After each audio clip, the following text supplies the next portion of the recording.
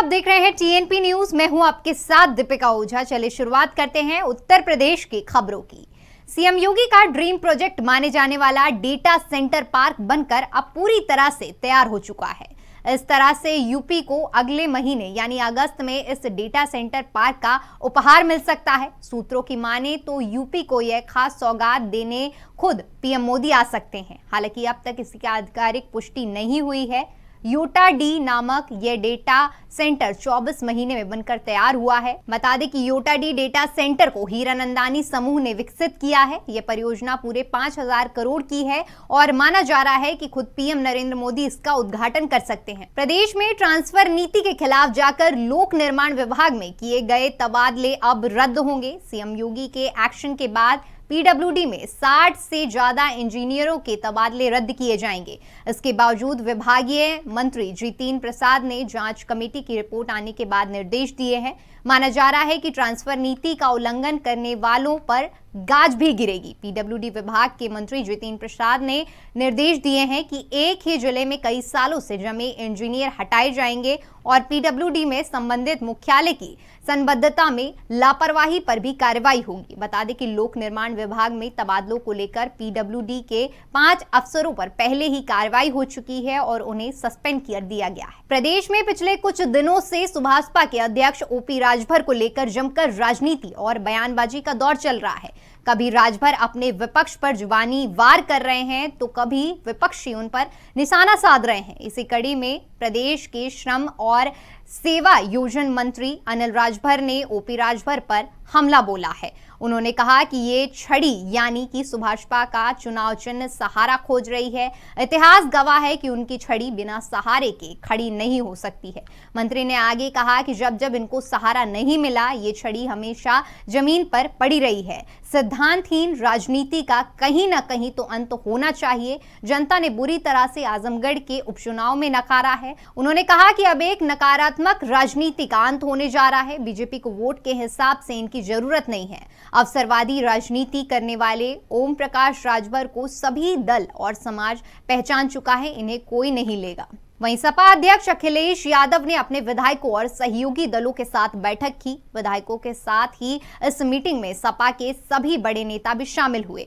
सपा की बुलाई गई इस मीटिंग का मकसद है कि राष्ट्रपति चुनाव में हुई क्रॉस वोटिंग पर चर्चा करना, क्योंकि बताया जा रहा था कि विपक्ष के प्रेसिडेंट कैंडिडेट यशवंत सिन्हा के पक्ष में खुद कुछ सपा विधायकों ने ही वोट नहीं किया था। ऐसा क्यों हुआ, इसको लेकर अखिलेश यादव ने अपने विधायकों से बात की, साथ ही कई अहम फैसले भी लिए। वहीं एआईएमआईएम प्रमुख असदुद्दीन ओवैसी ने प्रदेश में कांवड़ियों पर हो रही पुष्प वर्षा पर कटाक्ष किया। कांवड़ियों का गर्मजोशी से स्वागत किए जाने पर असदुद्दीन ओवैसी का बयान सामने आया है। उन्होंने योगी सरकार का नाम लिए बिना कहा कि अगर उन पर फूल बरसा रहे हैं तो कम से कम हमारे घर तो मत तोड़िए। बता दें कि ओवैसी ने सोशल मीडिया अकाउंट पर कुछ अखबारों की फोटो शेयर की और लिखा कि यह रेवड़ी कल्चर नहीं है।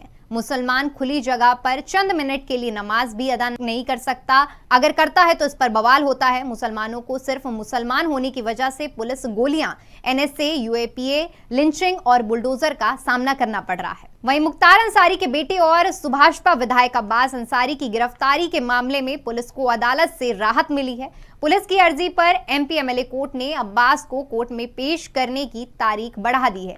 इससे पहले लखनऊ की महानगर पुलिस को 27 जुलाई तक अब्बास को पकड़कर कोर्ट में पेश करने के आदेश दिए गए थे। अब एमपी एमएलए कोर्ट ने महानगर पुलिस को 10 अगस्त तक का समय दिया है। कोर्ट के आदेश के बाद अब पुलिस को 10 अगस्त तक अब्बास को पकड़कर एमपी एमएलए कोर्ट में पेश करना होगा। बता दें कि अब्बास अंसारी की तलाश में पुलिस की 8 और टीमें लगाई गई हैं। लखनऊ कमिश्नरेट के साथ ही मऊ, गाजीपुर, आजमगढ़ समेत कई जिलों की पुलिस अब्बास को पकड़ने के लिए लगाई गई हैं।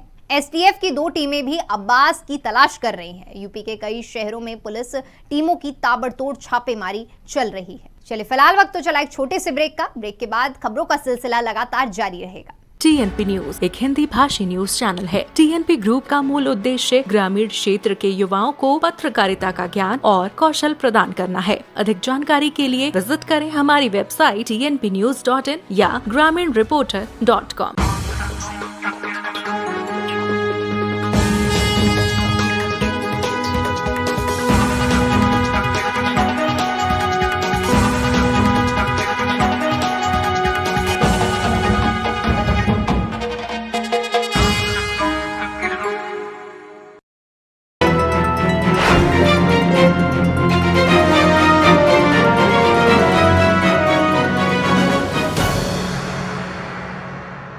बाद एक बार फिर से आपका स्वागत है। रुक करते हैं अगली खबर का। डकैत से नेता बनी फूलन देवी के वर्ष 1980 में अपहरण और उनके प्रेमी की हत्या के आरोप के 52 साल बाद छेड़ा सिंह की टीबी की बीमारी से मौत हो गई है। छेड़ा सिंह 1998 में भगोड़ा घोषित किया गया था और 5 जून 2022 को औरैया जिले के भसौन गांव से गिरफ्तार किया गया। उसके ऊपर 50,000 रुपए का इनाम था।